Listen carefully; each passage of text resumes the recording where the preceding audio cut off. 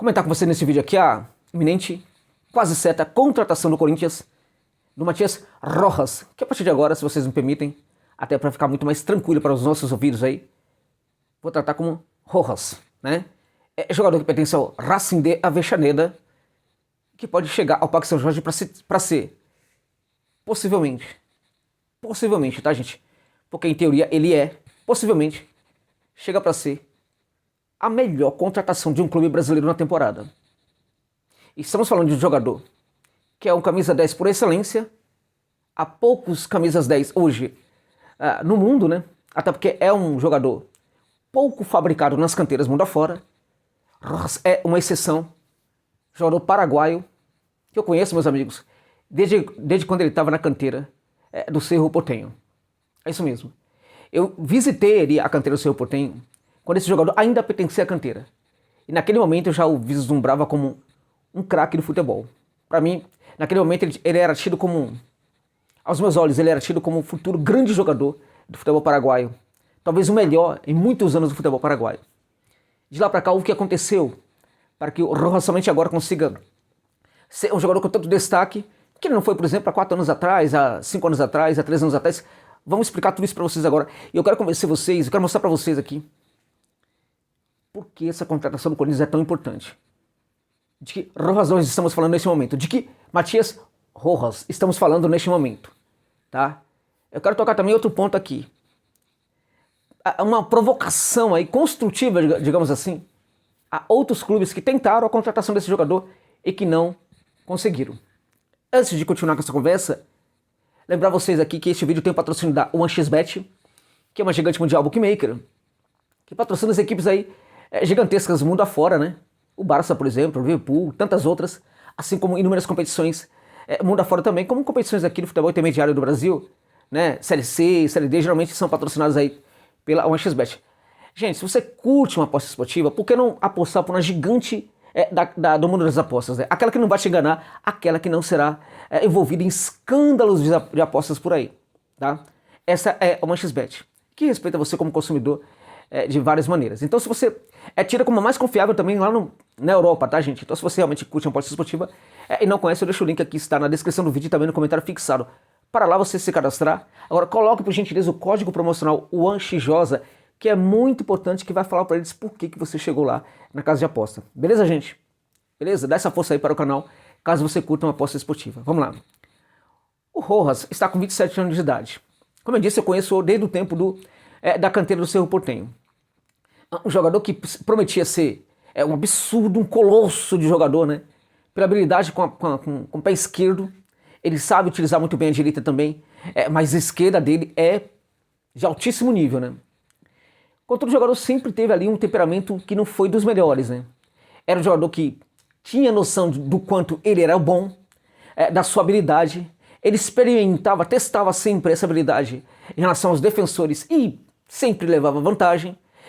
E também tinha muita gente em cima dele ali, empresários e tal, né, falando, né, o quanto ele era bom, aquela coisa toda, de que ele jogaria, enfim, no Barcelona da vida, num clube desse nível aí. Isso atrapalhou muito o jogador. Então o temperamento dele não ajudou no começo, né, quando ele sobe para o time principal do Cerro Porteño, tem dificuldades, vai evoluindo pouco a pouco, em alguns momentos tirava coelhos absurdos da cartola, em outros sumia das partidas, né. E assim foi de um clube para outro, até que ele chega ao Lanús. O Lanús é na verdade uma espécie de fronteira, né? Porque ali ele começa a entender algumas coisas. O Lanús é um clube muito sério, né? Em que o jogador tem realmente que se adequar. O jogador ele é muito respeitado naquilo que ele tem de bom, mas também ele não pode exagerar em alguns pontos, né?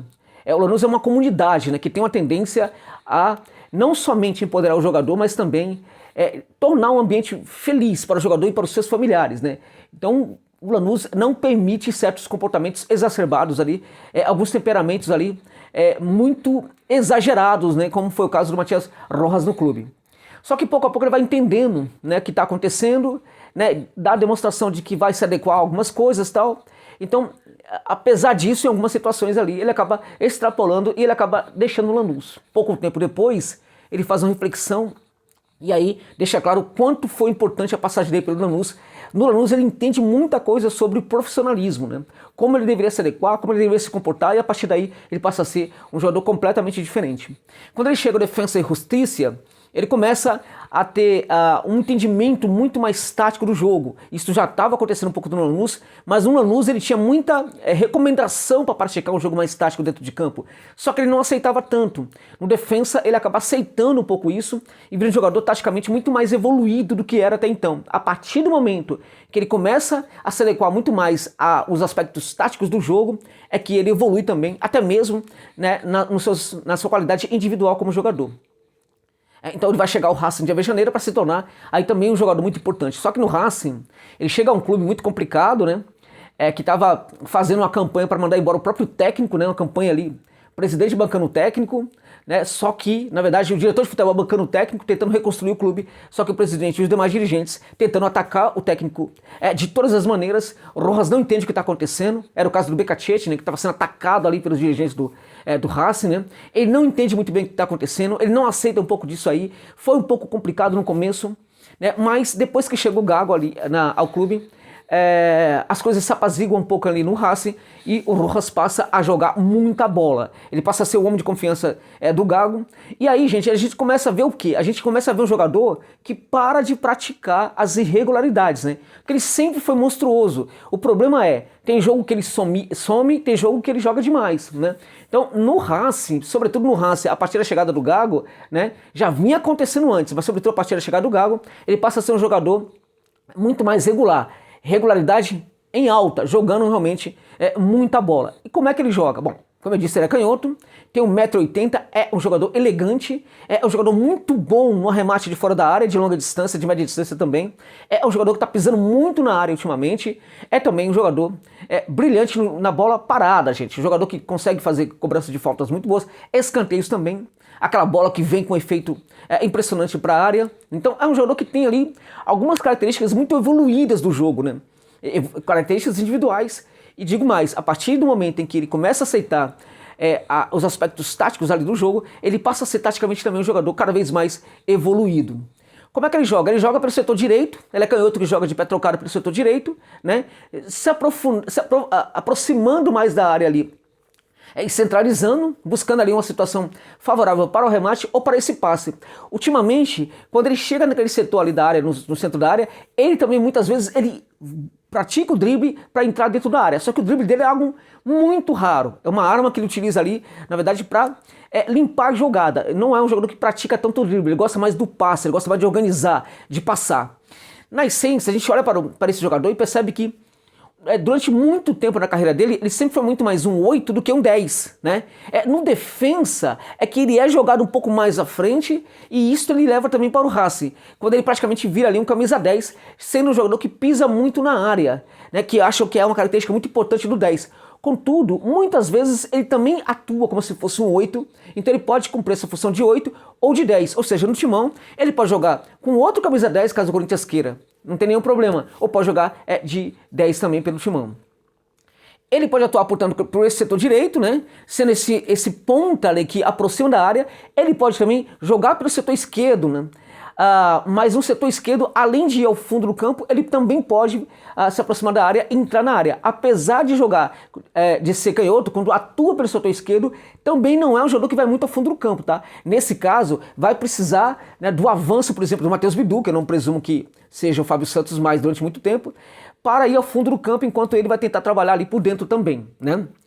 É um jogador que também pode atuar pelo centro do campo, né? Um camisa 10 que trabalha muito bem essa evolução, essa condução pelo corredor central, né? A condução dele pelo corredor central é muito boa. Por quê? Porque ele atrai muita marcação. E é um jogador que tem um entendimento do momento certo para fazer o passe. Então, quando os jogadores defensores se aproximam dele, ele segura a bola ao máximo possível para permitir o deslocamento, né, de jogadores da sua equipe para fazer esse passe. Ou então ele pratica esse primeiro drible ali para atrair muito mais a marcação, então ele faz o passe. Raramente ele conduz essa bola até o final, mas quando é necessário e quando ele percebe que o passe a um colega seu não é o melhor a se fazer, então ele tenta levar essa bola ali até o centro da área, procurando uma situação favorável para o arremate. O Rojas é um jogador que sempre pensa o passe, gente. Então ele tem uma leitura muito panorâmica, né, do que está acontecendo, dos acontecimentos do jogo, do posicionamento e do deslocamento dos seus jogadores, o ataque aos espaços por parte dos seus colegas de equipe, para fazer esse passe. Então ele segura essa bola ao máximo possível quando ele percebe que a situação do passe não é muito boa. Quando ele percebe que tem um colega dele solto ali no lado do campo, mas que tem uma marcação muito boa, ele avalia a correlação de forças para fazer esse passe. Não é somente porque tem um jogador ali para fazer o passe que ele vai soltar essa bola. Ele vai avaliar a correlação de forças. Se ele perceber que tem dois marcadores em cima e que esse marcador está chegando muito forte, que a qualidade ali não gera superioridade qualitativa para a equipe do Corinthians, no caso, então ele não vai fazer esse passe. Ou seja, um jogador que pensa o jogo, meus amigos. E é disso que o futebol está precisando. De um jogador que pensa o jogo, que tem entendimento do jogo, que gera cadência para o jogo, que gera velocidade com os passes brilhantes. É um jogador que verticaliza muito o jogo quando é necessário. É um jogador também das inversões, né, para quebrar um pouco a perspectiva da marcação adversária. É um jogador dos ótimos passes por elevação. Enfim, é um jogador aço, na verdade, que cairia muito bem em inúmeras equipes. E aí, uma crítica aqui ao Botafogo, né? Parabéns ao texto aí que chegou falando um monte de coisa, que tinha mais dinheiro que o Barcelona, não sei o que, aquela coisa toda. E na hora que o Botafogo precisa contratar esses jogadores, ele não contrata, né? O Botafogo quase chegou ali a contratar o jogador, mas foi por uma ninharia ali, por muito pouco ali em relação ao que o jogador queria. E que o Botafogo queria pagar, que o texto acabou não o contratando. Ele vai receber 800 mil no Corinthians de salário, 600 mil de salário e 200 mil de luva que se acopla ao salário, portanto 800 mil. No Botafogo, o Botafogo ofereceu um pouco menos que isso. E o texto não avançou nessa negociação. É lamentável porque é um camisa 10 muito importante também para esse projeto do Botafogo, seria, assim como seria para o Flamengo, que nunca contrata um reserva para o Arrascaeta, né? Este jogador seria excelente para reserva do Arrascaeta e até mesmo para o Everton Ribeiro também. Então o Flamengo também falha muito e falha feio nessa daí.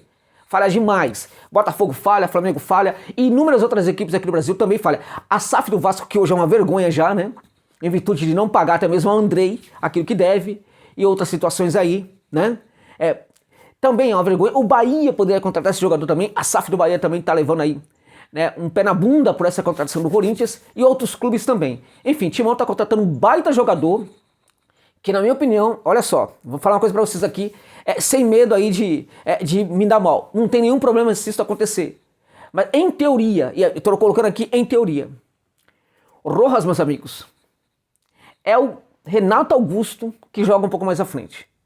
Com esse jogador e com o Renato Augusto muito bem recuperado, muito bem em forma, o Corinthians vai ter dois Renato Augustos, um jogando um pouco mais atrás, ali na parte inferior do balão do meio de campo, né? E o Rojas jogando um pouco mais à frente.